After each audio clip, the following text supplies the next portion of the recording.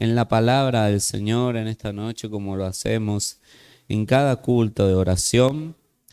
Y el título de esta reflexión es una pregunta, y la pregunta es la siguiente: ¿vivimos bien? Y vamos a leer en Tercera de Juan, tercera carta del apóstol Juan, en la Nueva Versión Internacional.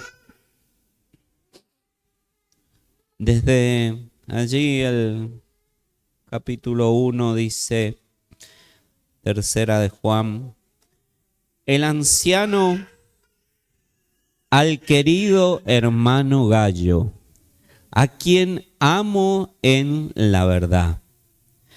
Querido hermano, oro para que te vaya bien en todos tus asuntos.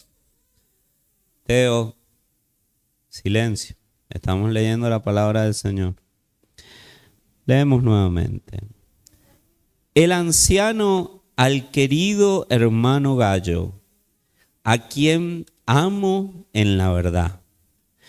Querido hermano, oro para que te vaya bien en todos tus asuntos y goces de buena salud, así como prosperas espiritualmente.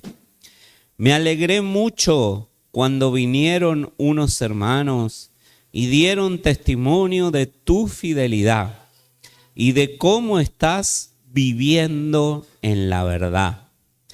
Nada me produce más alegría que oír que mis hijos viven en la verdad.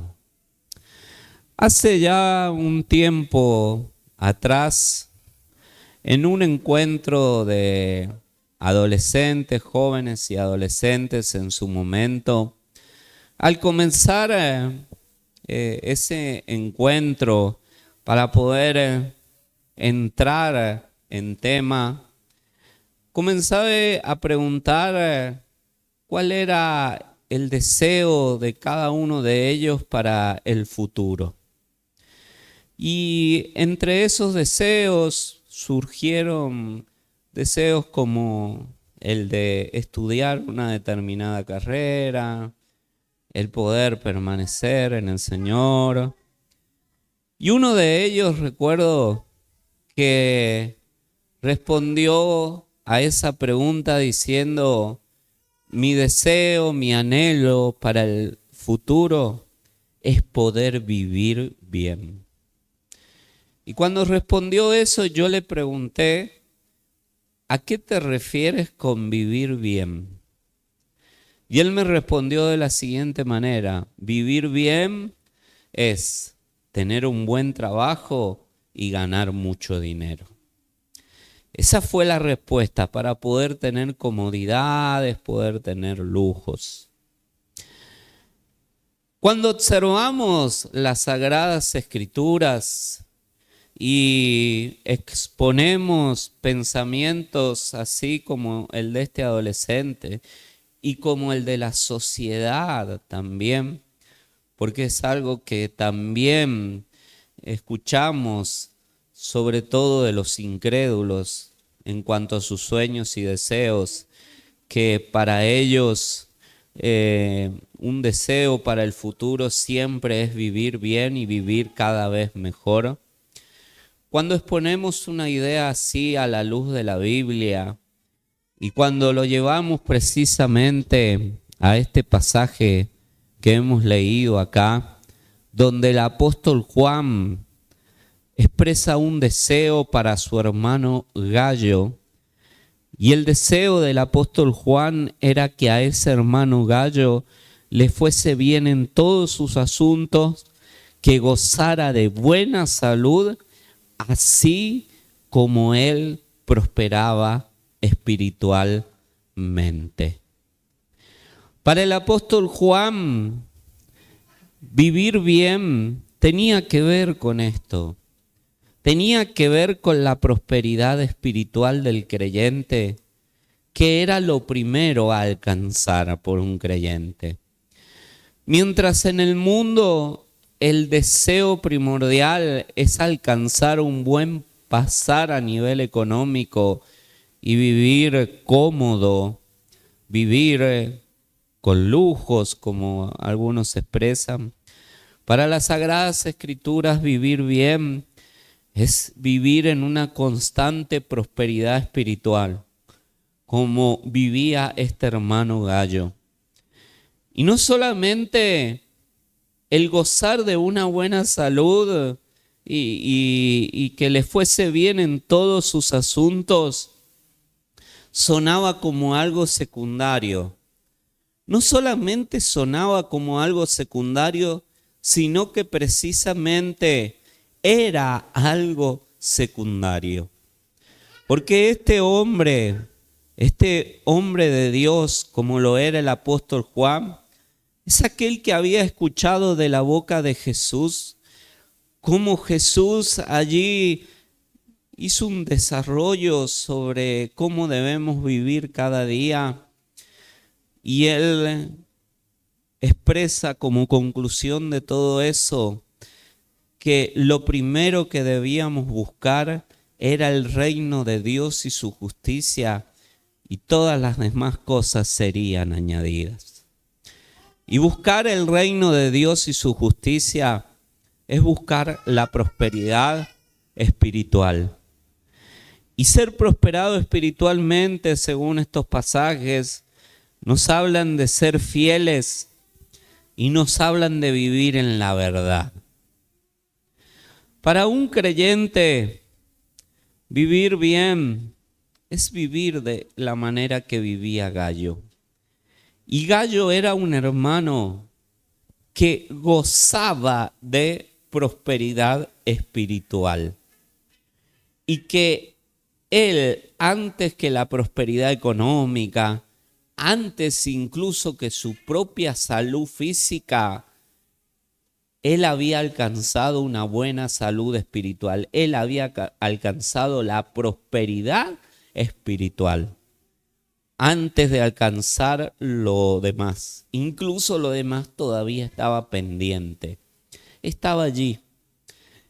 Y era un deseo de Juan, que de la misma manera que Gallo era prosperado espiritualmente cada día, así él pudiese prosperar en los demás asuntos y gozar de una buena salud física.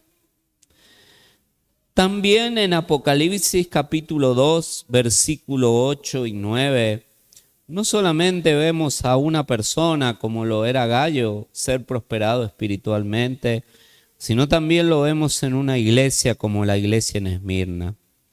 Escribe esta carta al ángel de la iglesia de Esmirna. Este es el mensaje de aquel que es el primero y el último, que estuvo muerto pero ahora vive. Yo sé de tu sufrimiento y tu pobreza, pero tú eres rico. Conozco la blasfemia de los que se te oponen. Dicen ser judíos, pero no lo son, porque su sinagoga le pertenece a Satanás.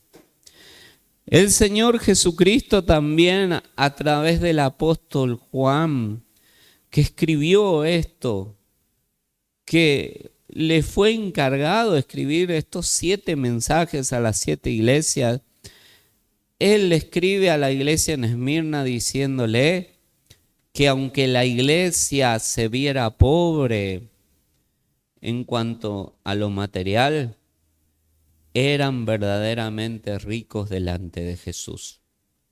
Era una iglesia que había prosperado espiritualmente y que eso es lo que hacía que la iglesia brillara ante otros. Incluso ante aquellos que se decían ser judíos, se oponían, pero solamente eran una sinagoga de Satanás. Dios no mira de la misma manera que mira el mundo. Los parámetros que la Biblia establece y pone no son los mismos parámetros que el mundo pone, o que algunos creyentes pueden llegar a pensar de poner como parámetro el hecho de vivir bien y basarlo exclusivamente en la prosperidad material. Para el Señor Jesucristo lo primero era que hubiese prosperidad espiritual, para que ya sea un creyente o una iglesia entera pudiese vivir bien. El creyente que es prosperado espiritualmente, el creyente que se preocupa por eso día a día, es un creyente que vive bien. La iglesia que se preocupa por la prosperidad espiritual de la misma, la iglesia que busca el reconocimiento de Dios antes que cualquier reconocimiento humano, es una iglesia que prospera espiritualmente y que Dios aprueba y que vive bien, aunque no tenga los lujos o las comodidades que otros pueden tener. Esto es lo que el Señor Jesucristo, otra vez, a través del apóstol Juan, lo dejó bien en claro.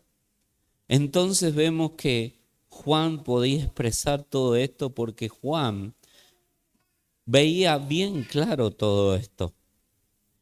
Juan en la isla de Patmos, con todas las quemaduras que tenía, como dice la historia, lo intentaron matar echándolo a un lugar donde había aceite hirviendo y no lo pudieron matar. Él ve al Jesús glorificado en el día del Señor, un día domingo, exiliado, desterrado allá en una isla, porque él estaba adorando al Señor. Porque Juan estaba viviendo bien, aunque su salud física se había deteriorado y aunque no tenía los lujos y las comodidades que podían llegar a desear. El mismo que deseaba también que Gayo prosperara en todos los otros asuntos como prosperaba espiritualmente, es el mismo que estaba aquí, que estaba en una cárcel, y las cárceles antes eran pozos, y en los pozos estaba ahí, obviamente, en ese pozo hacían sus necesidades y allí vivían. Lo que hoy sería para muchos no vivir bien, para Juan eso era vivir bien, porque vivía en la verdad y porque Jesús demostró que podía manifestarse en aquel lugar donde Juan estaba solo. Ni siquiera tenía la compañía de la iglesia allí, sino que él estaba solo en el día del Señor. Y este mismo Juan es el que le dice a la iglesia en Esmirna que la iglesia en Esmirna debía darse cuenta de su prosperidad espiritual y gozarse en ella. No solamente es tener conocimiento de nuestra prosperidad espiritual, sino también aprender a gozarnos en ella. Dice la palabra de Dios que gran ganancia es la piedad acompañada de contentamiento. No dice que gran ganancia es la piedad acompañada de pesar, acompañado de una tristeza como la que el mundo experimenta, porque no puede alcanzar sus logros, porque no se puede ver realizado o realizada, sino que gran ganancia es la piedad acompañada de contentamiento, acompañada del gozo de Dios. Gozarse. Juan se gozaba, aunque estaba allí, en la isla de Patmos. Y eso nos enseña a nosotros también que nos debemos gozar, porque ninguno de nosotros está exiliado, desterrado en una cárcel, y que yo sepa, ninguno de nosotros tiene marca de aceite hirviendo por todo el cuerpo, que bastante debía haberle dolido seguramente a el apóstol Juan. Entonces, Él se gozaba, no le importaba. Cristo era todo. Cristo era todo aun cuando él estaba solo, cuando no tenía la ayuda de nadie. Cristo era todo para él. Y por eso Cristo se manifestó de esa manera. Si seguimos observando los ejemplos de prosperidad espiritual, en el primer libro de Reyes, capítulo 3, versículo 9 al 14, observamos el ejemplo de Salomón. Dice la palabra del Señor: dame un corazón comprensivo para que pueda gobernar bien a tu pueblo y sepa la diferencia entre el bien y el mal. Pues, ¿quién puede gobernar por su propia cuenta a este gran pueblo tuyo? Al Señor le agradó que Salomón pidiera sabiduría. Así que le respondió: como pediste sabiduría para gobernar a mi pueblo con justicia, y no has pedido una larga vida, ni riqueza, ni la muerte de tus enemigos, te concederé lo que me has pedido. Te daré un corazón sabio y comprensivo, como nadie nunca ha tenido ni jamás tendrá. Además te daré lo que no me pediste, riquezas y fama.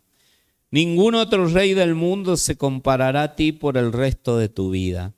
Y si tú me sigues y obedeces mis decretos y mis mandatos como lo hizo tu padre David, también te daré una larga vida.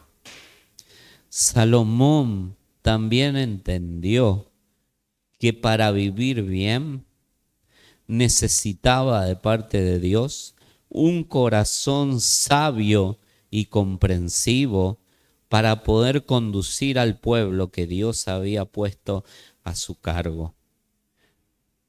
Y Salomón, a través de esta oración, le pidió sabiduría a Dios.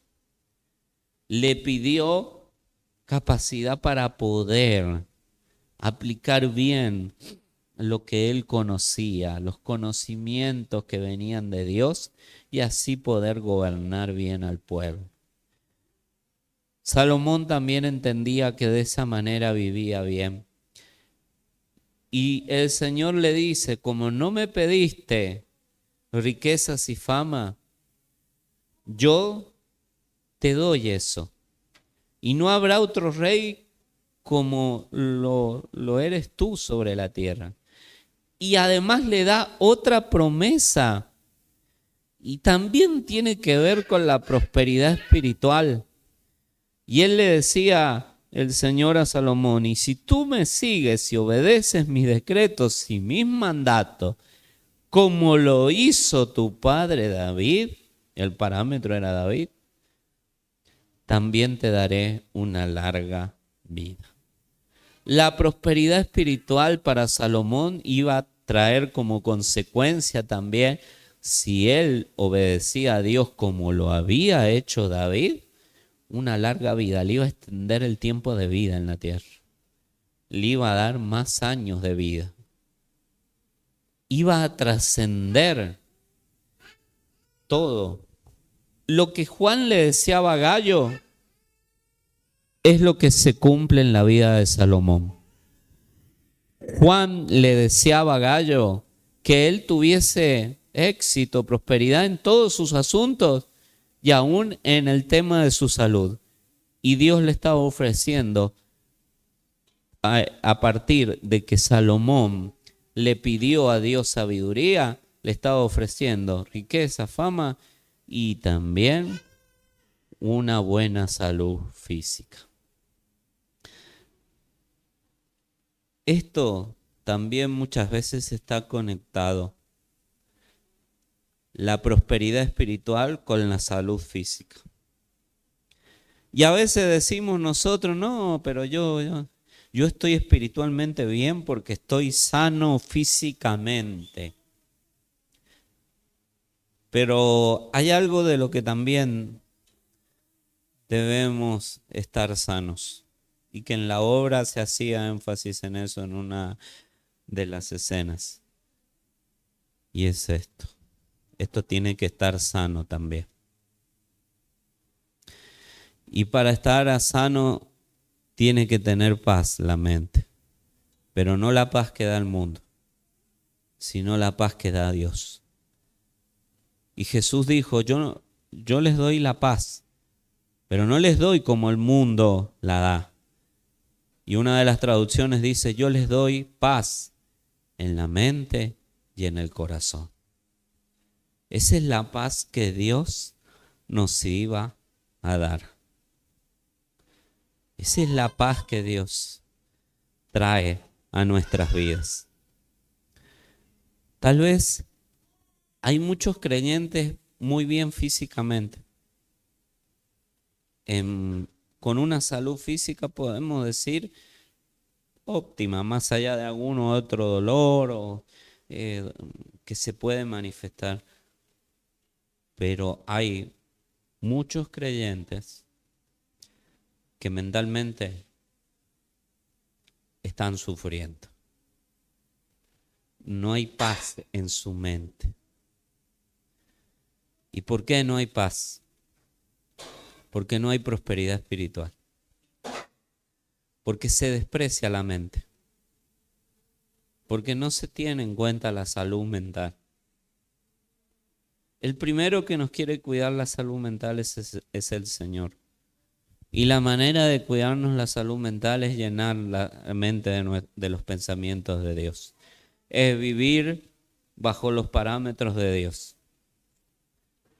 Aunque pueda parecer loco, pero los parámetros de Dios funcionan, no falla. Y nosotros debemos orar por prosperidad espiritual. Se ora por cualquier cosa, menos por prosperidad espiritual.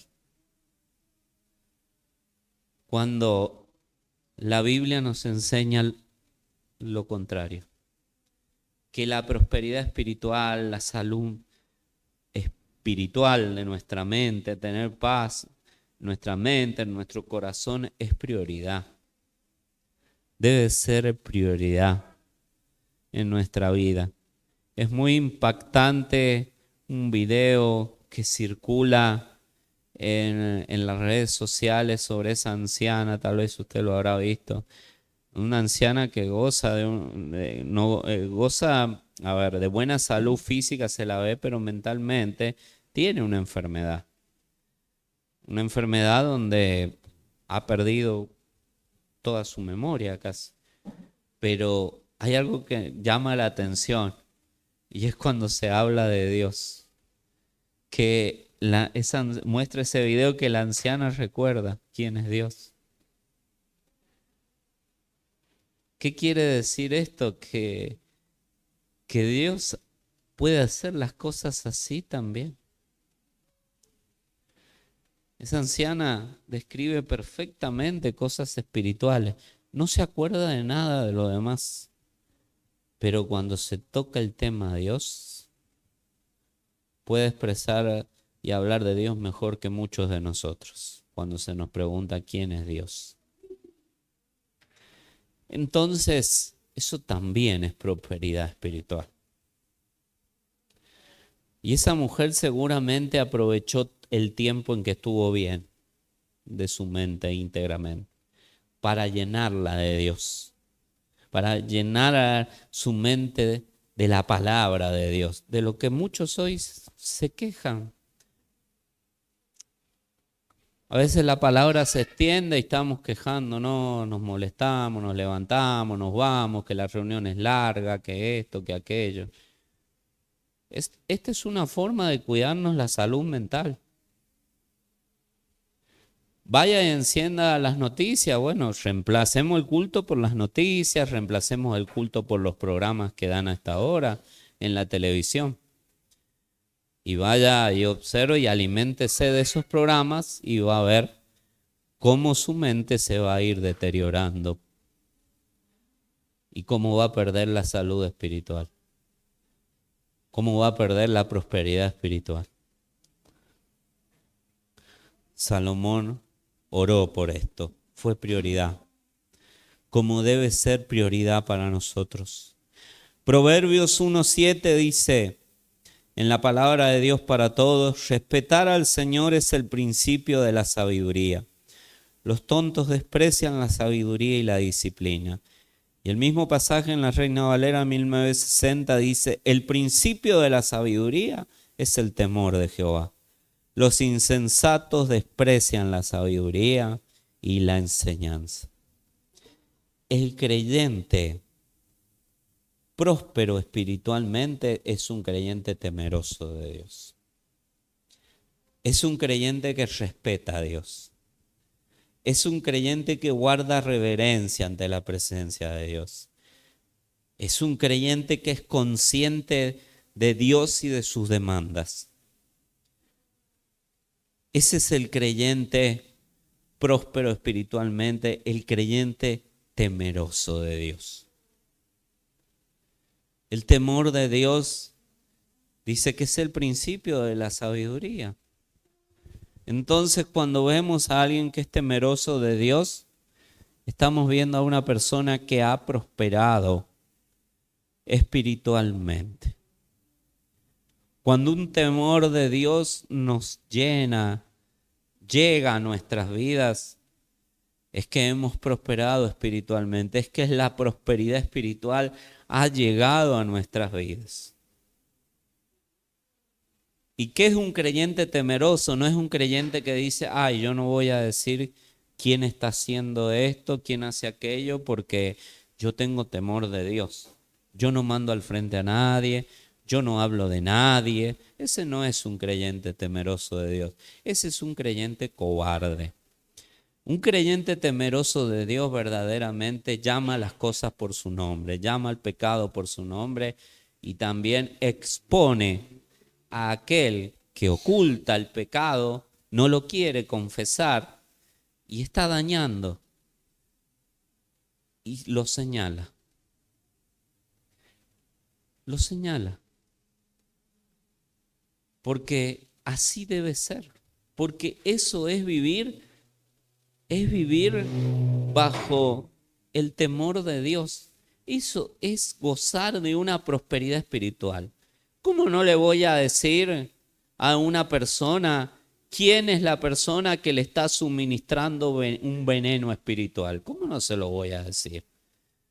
¿Qué voy a esperar que la persona se muera? Si después de decirle la persona quiere seguir bebiendo el veneno espiritual, ya la persona se hace responsable. Pero las cosas se llaman por su nombre y eso es temor de Dios. Eso es ser temeroso de Dios, eso es ser prosperado espiritualmente. Salmos capítulo 25, versículos 12 y 13 dice, ¿quién es el hombre que teme al Señor? Él le instruirá en el camino que debe escoger. En prosperidad habitará su alma y su descendencia poseerá la tierra. ¿Quién es el hombre que teme al Señor? Dice. Ese hombre en prosperidad habitará su alma. Nuestra alma debe habitar en prosperidad. Nuestra alma debe ser prosperada. Y nuestra alma está compuesta por nuestros pensamientos, conocimientos, sentimientos y voluntad. Por eso debemos ser prosperados espiritualmente en todas las áreas de nuestra vida. En el área del conocimiento, más conocimiento de Dios. En el área de las emociones debemos gozar de una prosperidad espiritual. Debemos gozarnos en la presencia de Dios. Debemos gozarnos de hacer la voluntad de Dios agradable y perfecta. Eso es prosperidad espiritual. Y el temeroso de Dios habita en esa prosperidad. Nehemías capítulo 1 versículo 11 dice, te ruego, oh Señor, que tu oído esté atento ahora a la oración de tu siervo y a la oración de tus siervos que se deleitan en reverenciar tu nombre. Haz prosperar hoy a tu siervo y concédele favor delante de este hombre. Era yo entonces copero del rey. Nehemías demostró algo a través de la oración, que conocía a un Dios que nos prospera espiritualmente cada día, que está dispuesto a darnos de esa prosperidad espiritual cada día.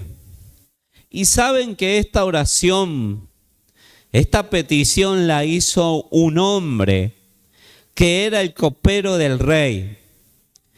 ¿Y saben qué tarea tenía el copero del rey? Era probar que el vino del rey no estuviese envenenado. ¿Qué quiere decir esto? Que si la copa de la cual bebía el rey estaba envenenada, el copero se moría bebiendo el veneno. Nehemías era una persona que creía en Dios, que creía en un Dios que prosperaba espiritualmente cada día, y a la vez este hombre que creía en un Dios que prosperaba espiritualmente cada día, era el mismo hombre que sabía que cada día se podía morir. Era consciente que él podía morir en cualquier día de la semana, debido al trabajo que él tenía. Porque los reyes todos los días bebían, todos los días tomaban de esa copa, y debía él beber. Y es el mismo hombre. El temor a la muerte no nos aleja de la prosperidad espiritual cuando somos conscientes de eso. Y cuando somos conscientes de que sí, estamos prosperados espiritualmente y nos pasa como le podía pasar a Nehemías, nos vamos a la presencia de Dios. Nos vamos al cielo. Se termina nuestro peregrinar en la tierra y nos vamos al cielo. En Cristo hay dos opciones: o vivimos para Cristo o morimos para Cristo, pero ya sea que vivamos o muramos, dice la palabra del Señor, somos. Ahora, si nosotros vivimos para el mundo, vivimos para los que no debemos vivir y morimos para los que no debemos vivir, somos de ellos y nuestro destino es el infierno. No hay otro. No hay otro destino. A veces parece que como creyentes ignorásemos la existencia del infierno. ¿Sabe que Jesús identifica la palabra infierno con una palabra griega que es la palabra Gehenna? ¿Y sabe qué era el Gehenna? Era un basural que en Jerusalén ardía constantemente, donde la basura era quemada constantemente y ardía permanentemente. Y Jesús les dijo que así era el infierno, que así era el fuego que nunca se apaga, donde el gusano de ellos nunca muere, dijo Jesús. Jesús habló muchísimo del infierno a los que creían y a los que no creían en él, para que supieran que había un destino de condenación eterna. A veces parece loco. Hoy le decía a un hermano, parece loco. Muchos se van, muchos se alejan, se desprenden de Jesús con tanta facilidad. Parece que nunca hubiesen escuchado enseñanzas sobre el infierno, sobre la condenación eterna, sobre el diablo, sobre estar perdido. Pero esto es real.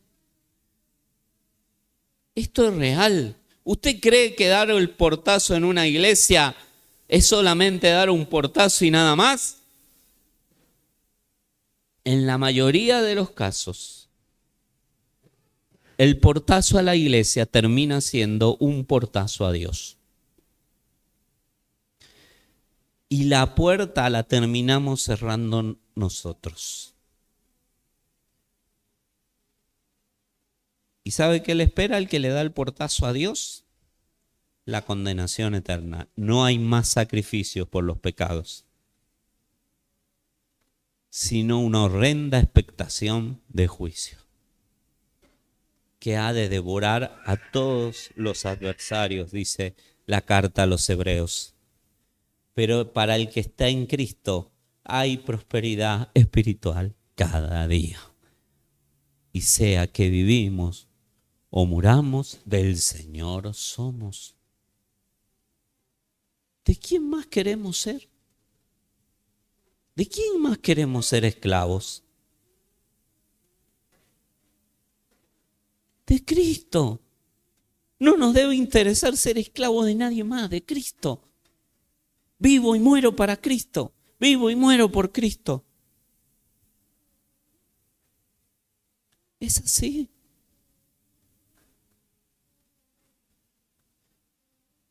Y Dios nos da prosperidad espiritual cada día para sostenernos. La prosperidad espiritual es para poder vivir, así como el dinero es necesario para vivir cada día, para comer, para beber agua, todo lo que... La prosperidad espiritual es necesaria para vivir espiritualmente, para que no nos muramos espiritualmente. Y hay prosperidad espiritual para cada día. Hay gente que está muerta espiritualmente, que son creyentes, fueron creyentes, están muertos espiritualmente. Y mucha gente que ya no tiene posibilidades porque endurecieron tanto el corazón, dañaron tantas veces su mente que no hay posibilidades. Ya, ¿por qué? Porque Dios es un Dios malo, porque Dios se enojó, porque Dios los sentenció. No, porque ellos le cerraron la puerta. Ya, y se hicieron daño a sí mismos. Y ya no son de Cristo. Pero Él nos ofrece vivir bien, como nadie nos puede garantizar en esta vida vivir bien. Ni siquiera el empresario más famoso y adinerado, ni siquiera Bill Gates puede proporcionarnos, puede garantizarnos el vivir bien como Cristo nos garantiza vivir bien y ser prosperados espiritualmente cada día. Mateo 6, 19 y 20 dice: no os acumuléis tesoros en la tierra, donde la polilla y la herrumbre destruyen y donde ladrones penetran y roban, sino acumulaos tesoros en el cielo, donde ni la polilla ni la herrumbre destruyen y donde ladrones no penetran ni roban. El que es prosperado espiritualmente es el que pone su mirada en hacer tesoros en el cielo. Como ese misionero, predicador al cual amenazó el poder político y le dijo: porque usted está predicando la palabra de Dios, le vamos a sacar todo lo que tiene, lo vamos a dejar en la calle. Y le dijo el predicador: el problema es que yo en esta vida no tengo nada, porque todos mis tesoros están en el cielo y usted no los puede tocar. Así que haga lo que tenga que hacer. Mis tesoros están allá, dijo el predicador. Y se acabaron las palabras. Se acabaron las amenazas. De esta vida no nos vamos a llevar nada. Nuestros tesoros están en el cielo. Jesús dijo: me voy para preparar morada para vosotros. Jesús está preparando morada. Está ordenando nuestros tesoros en el cielo. Para todos aquellos que han decidido vivir para Cristo, ser prosperados espiritualmente y que recibirán recompensa un día de parte del Señor en los cielos. El creyente acá no tiene nada que sea más importante que los tesoros que están en el cielo. Eso es prosperidad espiritual. Los tesoros del prosperado espiritualmente están en el cielo. Y Colosenses 1, 9 y 10 dice: Por eso nosotros, desde el día que lo supimos, no cesamos de orar por ustedes y de pedir que Dios los llene del conocimiento de su voluntad, en toda sabiduría e inteligencia espiritual, para que vivan como es digno del Señor. Es decir, siempre haciendo todo lo que a Él le agrada, produciendo los frutos de toda buena obra y creciendo en el conocimiento de Dios. Esta era la oración que Pablo hacía por los creyentes en Colosa, para que fueran llenos de toda sabiduría e inteligencia espiritual, para que vivan como es digno del Señor. Aquel que pide por sabiduría, que pide por inteligencia espiritual, es aquel que vive dignamente, es aquel que vive bien, aquel que enfoca sus oraciones hacia el cielo y pone su mirada en primer lugar en las cosas que no se ven, las cosas espirituales. Es el prosperado espiritualmente, es el que vive bien. Como conclusión, lo que decíamos al principio, vivir bien es vivir prosperado espiritualmente cada día. Es tener los recursos necesarios de parte de Dios, los recursos espirituales, para afrontar todas las cosas que se van a presentar en mi vida. Cosas que me van a causar incomodidad, cosas que me van a doler, pero de parte del Señor están los recursos espirituales. Y una persona que ha sido prosperada espiritualmente es una persona que ve la oración como un arma poderosa. Es aquel que ve la oración como un tesoro y no aquel que ve la oración como una pérdida de tiempo. O aquel que ve la oración como algo que no tiene fruto. Pero no es así. Pero hay que aprender a orar y hay que cambiar la manera de orar. Y hay que orar como oraba Pablo, hay que orar como oraba Salomón, hay que orar como oraba Jesús, hay que orar como oraba Juan, hay que orar como oraban los apóstoles, los siervos y siervas de Dios que la Biblia allí destaca. Y ellos oraban por prosperidad espiritual en primer lugar. Ellos buscaban el reino de Dios y su justicia en primer lugar, porque sabían que las otras cosas eran secundarias, venían detrás y que Dios las podía añadir. Porque era el dueño de todas las cosas, el dueño del oro y de la plata. Pero Dios quiere que aprendamos a vivir bien. Que dejemos de vivir quejándonos como vive este mundo y esperanzado en gobiernos nuevos. La única esperanza que el creyente debe tener de un gobierno justo, equitativo y próspero es el reinado milenial de Cristo. No hay otro gobierno. No va a venir otro gobierno mejor que ese. Al contrario, todos los que vengan van a hacer las cosas cada vez peor. Lo que no quiere decir que no debemos orar por ellos. Porque la Biblia dice que debemos orar con una finalidad, para que nosotros vivamos. Utiliza la palabra vivamos, quieta y reposadamente en toda honestidad y honor. ¿Sabe lo que dice? ¿Sabe lo que significa eso? Para que vivamos prosperados espiritualmente. Aunque un país, una nación, un pueblo, lo que sea, se caiga a pedazos económicamente, que nosotros podamos vivir prosperados espiritualmente. Porque si vivimos prosperados espiritualmente, vamos a vivir bien y vamos a vivir gozosamente. Y vamos a esperar la venida del Señor con ansias. Y vamos a estar un día delante de Él. Pero que en esta noche podamos orar y decirle al Señor, Señor, quiero vivir bien. Quiero vivir como las Escrituras demandan que yo viva. Como una persona prosperada espiritualmente. Y vamos a orar al Señor. Todos vamos a orar, los niños, todos. Todos vamos a orar. Vamos a buscar del Señor. Y si empiezan las conversaciones, los gritos, afuera, por favor. Sea el que sea. Y si nos dormimos, nos levantamos y luchamos en oración. Luchamos, lo buscamos al Señor. Esto es una iglesia. Esto donde estamos es una iglesia. Esto no es un partido político, esto no es una reunión de una unión vecinal, esto es un culto. Y hemos venido a darle el culto a un hombre llamado Jesús.